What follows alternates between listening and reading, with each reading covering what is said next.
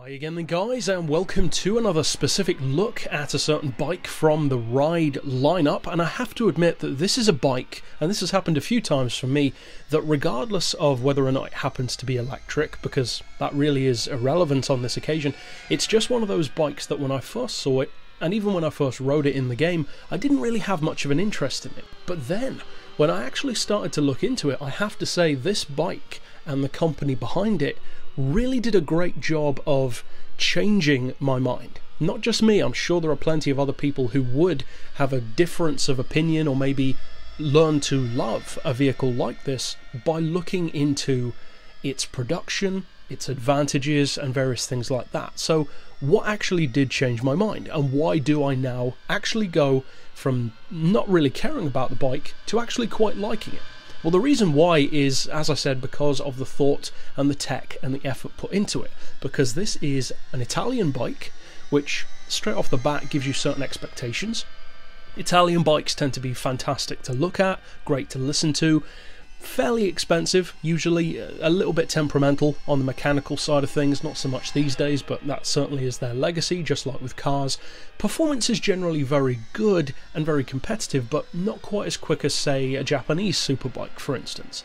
Now, a lot of those things are actually completely turned on their head for this bike, the Energica Ego, because although the visuals are, I would say, arguably not as pretty as you would typically expect an Italian bike to be, it is actually a bike which is not done justice in the game. I will say that. If you Google this bike, it looks way better in real life than it does in the game.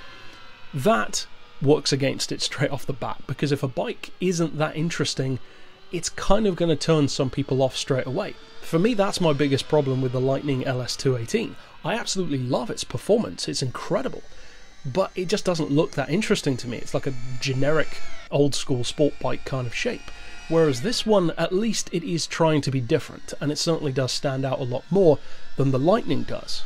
Now, as far as the tech side of things go for the Ego, it's actually quite an impressive bike. It's, of course, electric. It puts out 136 horsepower, which doesn't sound that impressive, but it also puts out 144 pound-feet of torque, which is, suffice it to say, a lot more than most of the other bikes in the game, around double in some cases, but that weight is very high. 258 kilos is a whole lot for any non-touring motorbike. Essentially, you'd expect that from something like a Honda Goldwing or a big chromed up chopper, but not a sport bike. So that could potentially really work against it, especially through corners.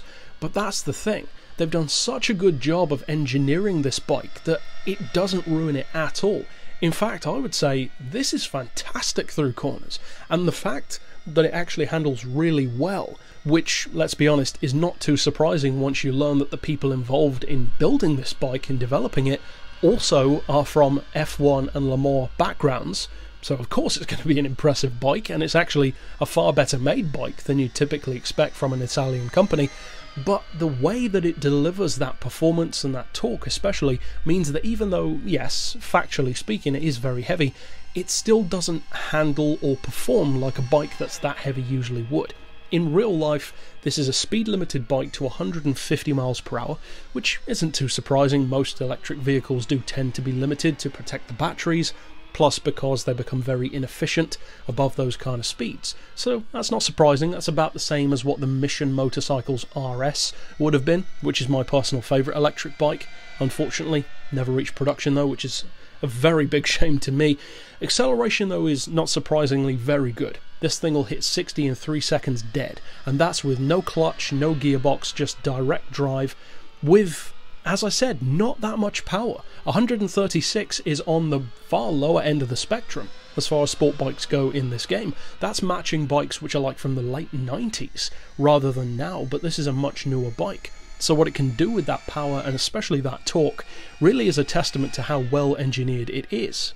And incidentally, even the weight itself is not just for the sake of being heavy. It's very well justified because it's due to the battery pack. It has a really big battery pack, it's lithium batteries, and it's guaranteed for 1200 full charge cycles. So that's a pretty good life. You can fast charge this bike in real life to 85% in 30 minutes.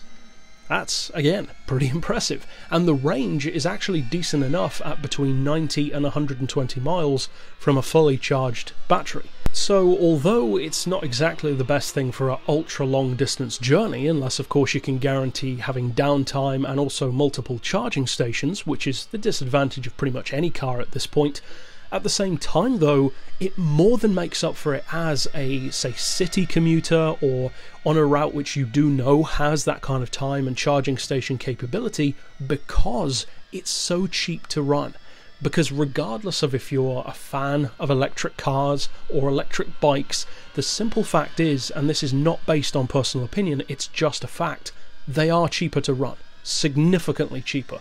Because charging up the bike, even on a fast charge, is no way near petrol or diesel prices. Now, as far as purely in-game performance goes, I think the biggest disadvantage that this bike has, unfortunately, is the exact disadvantage that made me not be that interested in it in the first place, and that is it's so vastly overshadowed by the Lightning, which is a far superior bike, because in the game it's just no holds barred, all the bikes, you know, all the power, all the performance, whereas in the real world this bike occupies a very particular place in the market, and I was very interested to know what the price would be.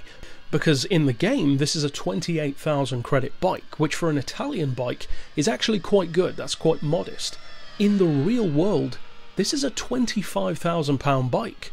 Now, for a motorbike, that is a lot. I'm not going to say that it isn't, but at the same time, that actually makes it one of the most affordable options for an electric sport bike at this point in time, because of course there aren't a huge amount of them. You've got the Mission, which would have been about 35 grand, you've got the Lightning, which is more, you've got the Agility Seintje, which is about 17,000, so it's actually pretty well placed in real life, and until the electric bike market begins to grow even more, especially in the superbike and sport bike sector, it's pretty much a perfectly placed bike, I think, in terms of what it can do, and the power that it offers, the engineering behind it, and how useful, well-built and practical it is, as well as just being fast. So overall, it's a bike which did an excellent job of changing my opinion of it, and I have to say, I have a lot of respect for this bike now.